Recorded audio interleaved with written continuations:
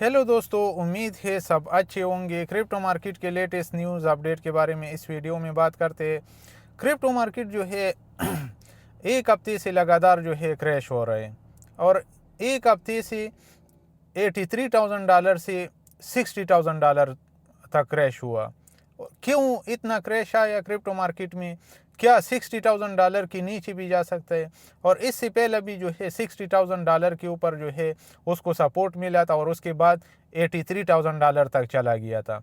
क्या इसके नीचे भी जा सकता है? क्या वजह है कि इतना क्रैश आया, इतना बड़ा क्रैश आया क्रिप्टो मार्केट में? तो इन सब चीज़ों के बारे में बात करते हैं, लेकिन वीडियो शुरू करने से पहले डिस्क्लेमर पढ़ लीजिए। मैं कोई फाइनेंशियल एडवाइज़र नहीं हूँ, सिर्फ एजुकेशन पर्पज़ के लिए वीडियो बनाता हूँ। आप लोग खुद की रिसर्च करो, उसके बाद जो है अपना पैसा इन्वेस्ट करो। दोस्तों, क्रिप्टो मार्केट में अच्छा खासा क्रैश आया और 25% जो है बिटकॉइन का प्राइस क्रैश हो गया, $60,000 तक जो है आ गया। $62,000 अभी बिटकॉइन का प्राइस चल रहा है। इस हफ्ते का कैंडल जो है वो $62,000 के ऊपर क्लोज करना चाहिए। $74,000 जो है एक स्ट्रॉन्ग सपोर्ट था। जैसा वो स्ट्रॉन्ग सपोर्ट तोड़ा तो प्री पल करके $60,000 तक आ गया और अभी यहाँ जो है एक स्ट्रॉन्ग सपोर्ट बैठा हुआ है।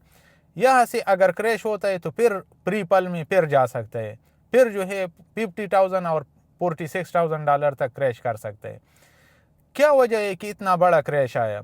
दोस्तों, अमेरिका जो है, अमेरिका जब भी जो है इंटरेस्ट रेट को नीचे लेके आता है तो वो दो चीज़ों को देखता है। एक, अमेरिका में ज़्यादा जॉब क्रिएट होता है, ज़्यादा जॉब अपॉर्चुनिटी आता है कि नहीं आता है। जब ज़्यादा जॉब वहाँ क्रिएट होता है तो वो इंटरेस्ट रेट को नीचे लेके आता है। और एक इन्फ्लेशन है, इन दो चीज़ों को देखता है। इन्फ्लेशन अगर पेट की कंट्रोल में आता है तो फिर जो है इंटरेस्ट रेट को नीचे लेके आता है। ये दो चीज़ें हैं। ये टूल जो है यूज़ करता है, इंटरेस्ट रेट को ऊपर लेके जाता है तो महंगाई को कंट्रोल करता है अमेरिका में। तो अभी जो है इंटरेस्ट रेट ऑलरेडी जो है 3.6% के ऊपर है इंटरेस्ट रेट।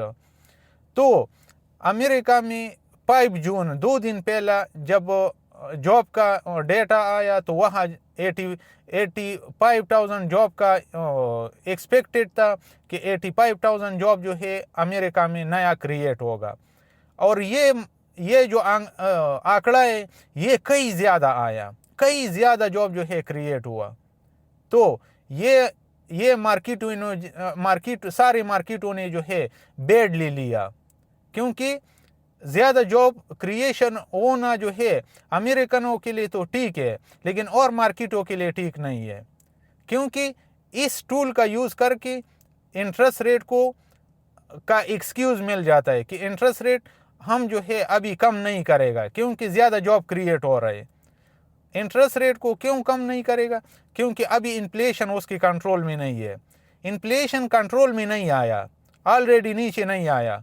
2.5% जो उसका ये है, जो उसका टारगेटेड है, वहाँ तक नहीं आया। और जॉब जो है उसका डेटा अच्छा आया। तो जब जॉब ज़्यादा क्रिएट हो रहा है और उसका इन्फ्लेशन उसके कंट्रोल में नहीं है तो फिर इंटरेस्ट रेट को हाइक करेगा, ऊपर लेके जाएगा। क्योंकि ये दो चीज़ें जो है उसकी, एक चीज़ उसके कंट्रोल में आ गया, जॉब ज़्यादा क्रिएट हो रहा है, ज़्यादा नया जॉब आ रहा है, लेकिन इन्फ्लेशन उसके कंट्रोल से बाहर है। तो इसलिए वो जो है वो इंटरेस्ट रेट को हाई करेगा। और ये रूमर चलने लगा कि दो कमिश्नर जो है वो इंटरेस्ट रेट को इस साल जो है इंटरेस्ट रेट को हाइक करने की फेवर में है। तो इसलिए सब मार्केटों ने जो है बेड ले लिया और सब मार्केटें क्रैश कर गए। गोल्ड में से जो है $2 ट्रिलियन जो है वाइप आउट हुआ। S&P जो है 3% जो है वो टूट गया।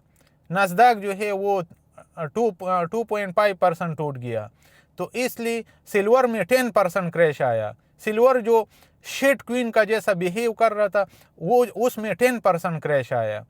तो सब मार्केटों ने जो है इसको बेड ले लिया। और एक और चीज़ हुआ, जो जो बिटकॉइन की ETF की हिस्ट्री में पहली दफ़ा हुआ।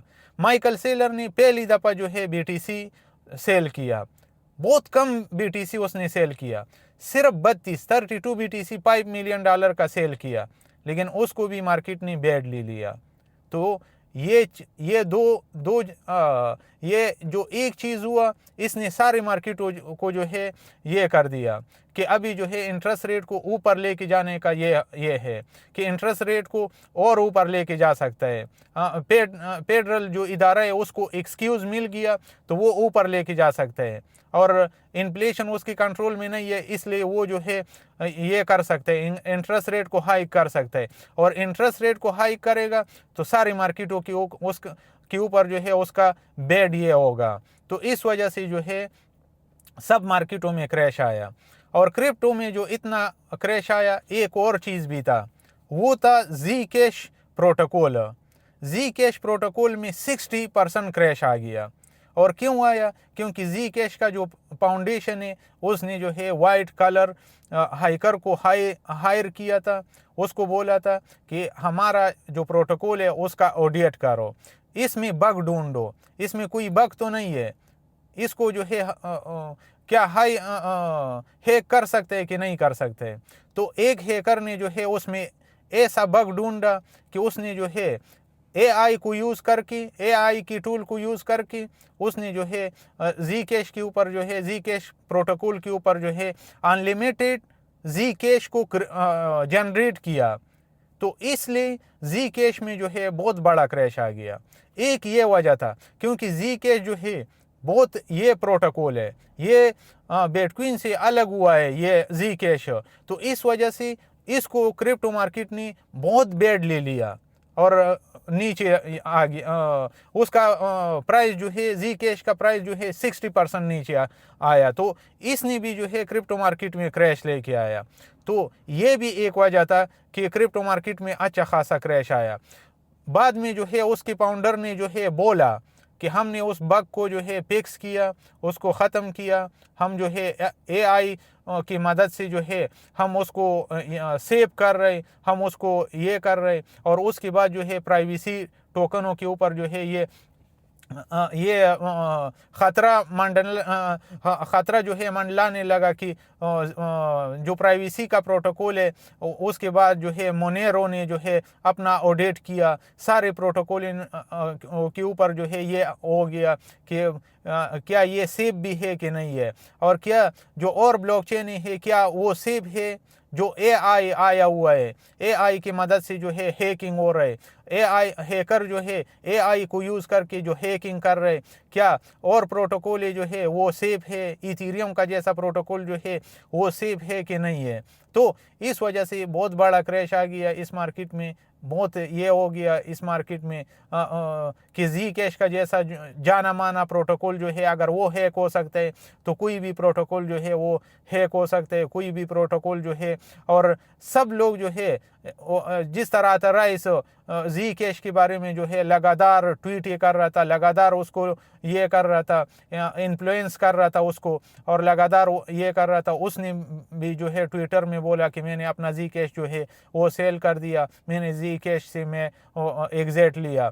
तो सारे ये हुआ और सब इन्वेस्टर जो है ये पूछने लगा क्या किसी और हैकर ने ये बग ढूंढा नहीं होगा, किसी और हैकर ने ये किया नहीं होगा, क्या और Zcash को जनरेट नहीं किया होगा हैकरों ने, अनलिमिटेड सप्लाई नहीं किया होगा, क्योंकि उसका ब्लॉकचेन जो है वो प्राइवेसी भी है और पब्लिक भी है।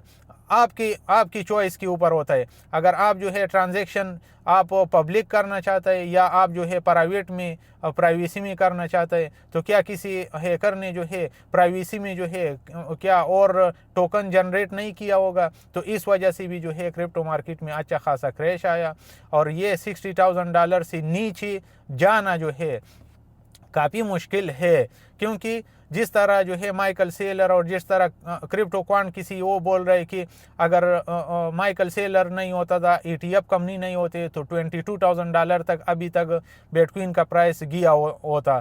तो मुझे नहीं लगता है कि इसके नीचे जा सकता है, लेकिन होने को कुछ भी हो सकता है। तो इसलिए ख़ुद की रिसर्च करो, उसके बाद इन्वेस्ट करो। कभी भी किसी का वीडियो देख के कोई फाइनेंशियल